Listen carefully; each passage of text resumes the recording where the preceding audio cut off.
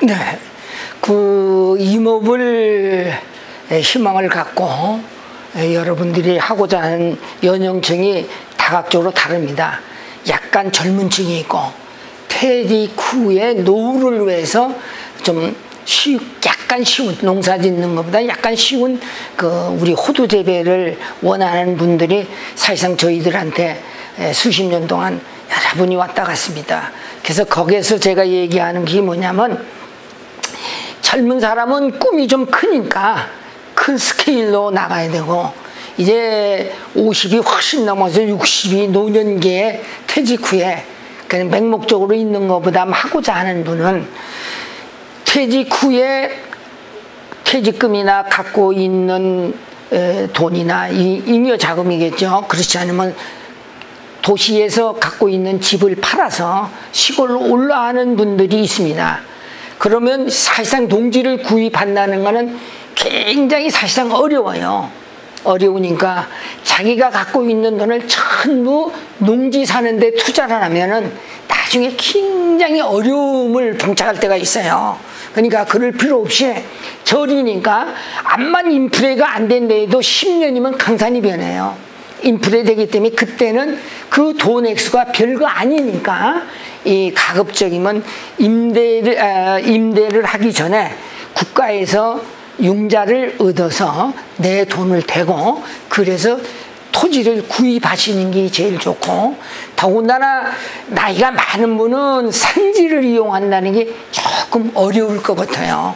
산지를 이용하는 게. 그래서 물론 자기가 갖고 있는 임지, 산지는 상관이 없겠죠. 자기 거니까. 사서는 기하는 거는 저는 말리고 싶어요. 말리고 싶고, 그렇다면 좀 번번한 밭이나 그렇자면 좀 평지, 이 밭을 뭐 많이는 필요 없어요. 한 1헥타, 3,000평 정도, 뭐 여분이 있으면 2헥타 정도 하면은 평생 거기에서 나오는 거 갖고 쓰고, 지금 벌어놓은 거 갖고 뭐 이자 주고 원금 줄이고 뭐 이거 이코로 마이너스 플러스 해도 그리고 알파가 생기면 이득이 생기니까 걱정 안 하고 투자를 해도 괜찮습니다. 그러나 사업이나 딴 데 투자하면 몽창 잃을 수가 있어요. 그러나 이 임업을 우리가 호두를 심으면은 남는 것이 땅이 있지 않습니까? 호두나무는 계속 커요. 네, 크고 그 밭에 간작을 할 수가 있습니다. 간작을 한다는 거는 지금 현재 뭐냐면 어떠한 입지의 면적이 이렇게 있을 때 호두가 산에 심는 거하고 밭에 심는 게 다릅니다. 우선 식재거리가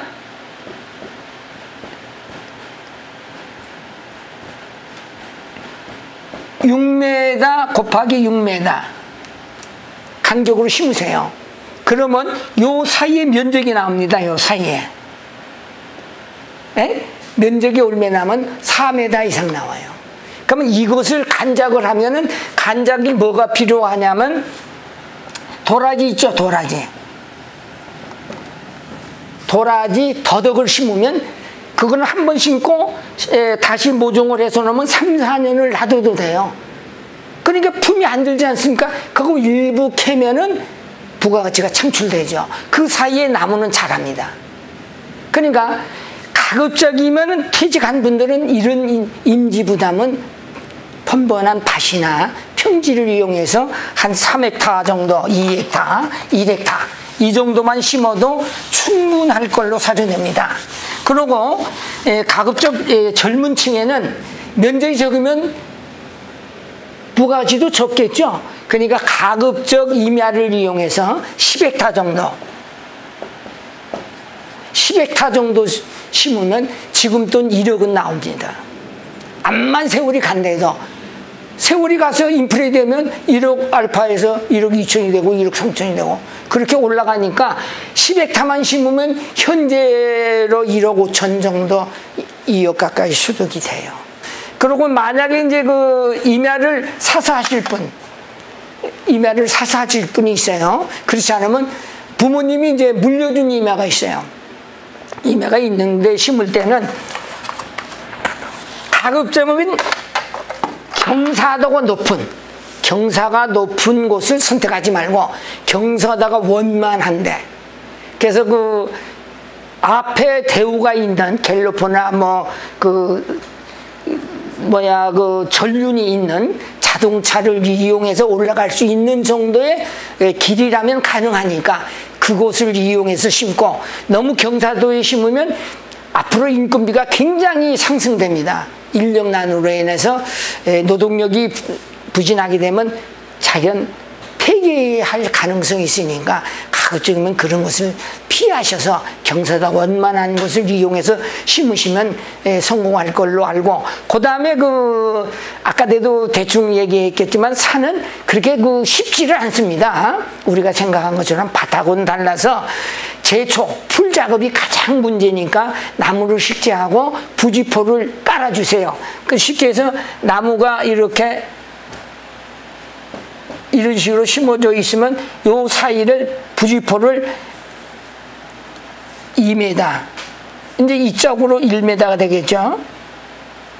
이쪽으로 1m. 이런 식으로 깔아놓으면 여기 풀이 안 나요. 풀이 안 나면 노력이 그만큼 덜 들겠죠. 그리고 나머지 산에는 넝쿨 식물이 있습니다. 뿌리는 있고 줄기가 쭉 나가서 나무를 타고 가는 거. 그리고 임지에 나무를 자른 부분 있죠. 여기 엄청나게 순이 올라와요. 이것은 그냥 제거하기는 굉장히 어렵습니다. 어떤 사람들은 이거를 포크를 파내는 사람이 있어요. 그러면 엄청난 돈이 들고 산림법 위반이에요. 산에는 포크를 대서 토사를 채취를 못하도록 돼서 긁어내서 뿌리를, 그거는 그냥 놔두고 계단식도 하지 마시고 비고서 제초제에 발라주면 싹 나온 게 죽습니다. 그 시기는 항상 처서가 지나고, 처서란 날이 있어요. 처서가 지나서 일주일 후에 제초를 하세요. 그러면 뿌리까지 싹 죽습니다. 그렇지 않고는 산은 도저히 해결할 수가 없어요. 그래서 2년 내지 3년까지만 하시면 완전히 그런 식물이 없고 일반 풀만 자랄 때는 애치기로 깎아주셔야 돼요. 제초제 사용하지 마시고, 절대 제초제 사용하시면 안 됩니다. 풀을 깎아주시면 7년 되면은 결실을 맺죠. 그러면 여러분들이 나오는 거 갖고 약간 경비는 차출될 겁니다. 염출이 되니까 경제적인 어려움이 없고, 그 다음에 임지를 하시는 분은 이거 하나만 어떻게 10년을 기다립니까? 7년을. 그래서 요거 하나만은 심어서는 안 되고, 가급적이면 이 벌목을 할 때 나오는 참나무가 있습니다. 이것을 손해가 가도 괜찮습니다. 돈만 나오면 되니까 일부 경영할 수 있는 능력이 있고 거기에 대한 일부 경비만 나오면 되니까 그것을 포고 재배를 하세요. 포고를 재배를 하면 거기서 나오는 소득이 우선 생활하는데 어려움이 없지 않습니까? 그걸로 보충하고 그 돈 남는 걸로 나무를 자주 가서 보세요. 왜냐면 옛말에 그런 말이 있습니다. 시골에 주인이 밭도락을 걸으면은 식물이 주인의 걸은 발자국 소리를 알아서 큰다, 이런 얘기는 있는데 그게 사실은 아니고, 주인이 밭을 자주 오면은 그 식물이 제대로 되나 안 되나 이런 걸 보고 관리를 하라는 얘기겠죠. 그래서 포고 재배를 한 소득을 이짝 나무로 이렇게 해서 이용하면은 경제적인 어려움이 적을 거 아니에요? 그러면 돈도 생기고 이것도 되고, 그러면 세월이 가면 이 나무는 성장할 거 아니에요. 그럼 7년 내지 10년이 가면 부가가치가 창출되는 거예요. 그러면 일구양득이 아니겠어요? 맹목적으로 하늘만 쳐다보고 빙싱빙싱 해가지고 되겠습니까? 무엇인가 해야 될 때 젊은 힘을 버섯 재배를 하시면 꼭 성공할 겁니다. 저도 버섯을 재배해서 성공한 사례입니다.